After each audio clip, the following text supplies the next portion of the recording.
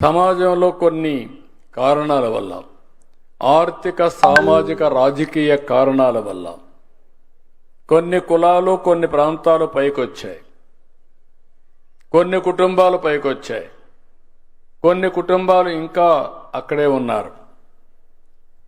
అయితే ఈరోజు మనం కొన్ని ప్రపంచంలో దేశాలు కూడా చూస్తే ఆ రోజు తీసుకున్న ప్రభుత్వ విధానాల వల్ల డిఫరెంట్ కంట్రీస్లో డిఫరెంట్ ఎకనామిక్ సిచ్యువేషన్ ప్రివేల్ అయ్యింది.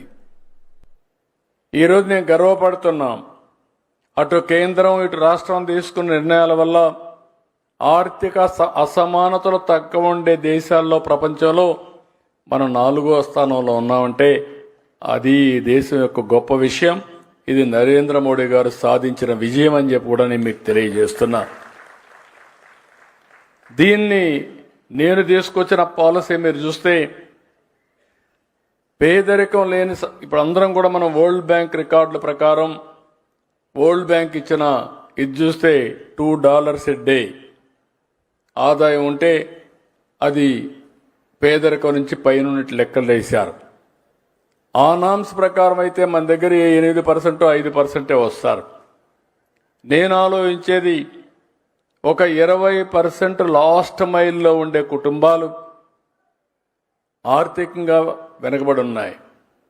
వాళ్ళు ఈరోజు పిల్లల్ని చదివించాలంటే చదివించలేకపోతున్నారు.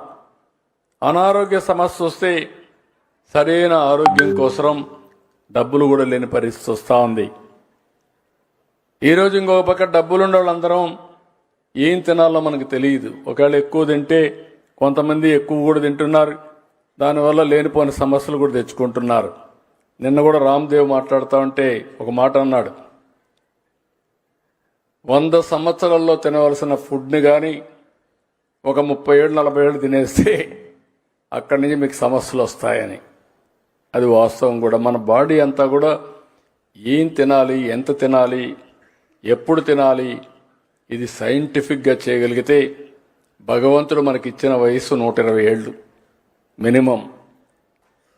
మనం అంతా కూడా మిస్యూజ్ చేస్తున్నాం కాబట్టి చాలామంది ఇబ్బందులు పాలవుతున్నారు. దానికి కూడా తొందరలో నేను ఒక ఆరోగ్యం కోసం ఒక బెస్ట్ బిల్ గేట్ ఫౌండేషన్తో వర్కౌట్ చేస్తున్నాం. ప్రివెంటివ్ హెల్త్, క్యూరేటివ్ హెల్త్, అదే మరిగా రియల్ టైం మానిటరింగ్ ఆన్లైన్లో పెట్టి మీ ఆరోగ్యాన్ని పరిరక్షించడానికి పూర్తిగా బాధ్యత తీసుకున్నట్టుగా ఒక పైలట్ జరుగుతూ ఉంది. కుప్పంతో ప్రారంభించాం, తొందరలో చిత్తూరు జిల్లా చేస్తాం, అక్కడి నుంచి రాష్ట్రం అంతా చేసి ప్రపంచంలో ఉండే నాలెడ్జ్ అంతా తీసుకొచ్చి పేరు కూడా సంజీవని అనే పేరు పెట్టాను. మీకు అందరికి గుర్తుంటుంది సంజీవని.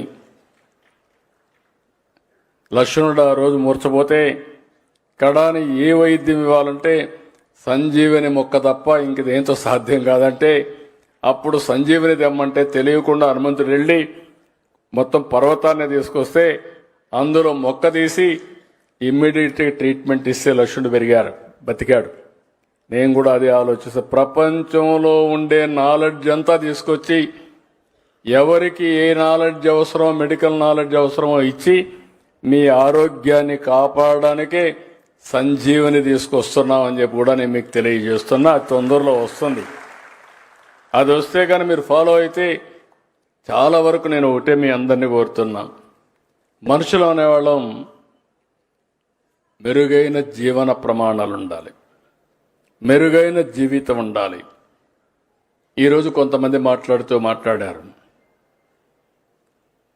ఇక్కడ మార్గదర్శులు అనేవాళ్ళు ఏదో డబ్బులు ఇవ్వడమే కాదు, హ్యాండ్ హోల్డింగ్ చేయడమే కాదు, మిమ్మల్ని పైకి తేవడమే కాదు, అవసరమైనప్పుడు మీకు మానసికంగా ఉండే ఇబ్బందులు కూడా తొలగించడానికి కొంచెం కౌన్సిలింగ్ కూడా, అంటే వాస్తవాలు చెప్పగలిగితే చాలా సమస్యలు పరిష్కారం అవుతాయి.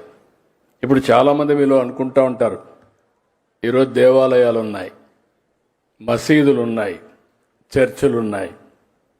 ఇవన్నీ కానీ లేకపోతే సమాజంలో పిచ్చి పట్టుంటుంది. గుర్తుపెట్టుకోండి. మీరు ఒక దేవాలయానికి పోయి మీ బాధంతా దేవుని మీద పెడుతున్నారు, పని అయినా కాకపోయినా అక్కడి నుంచి నమ్మకంతో ముందుకు పోతున్నారు.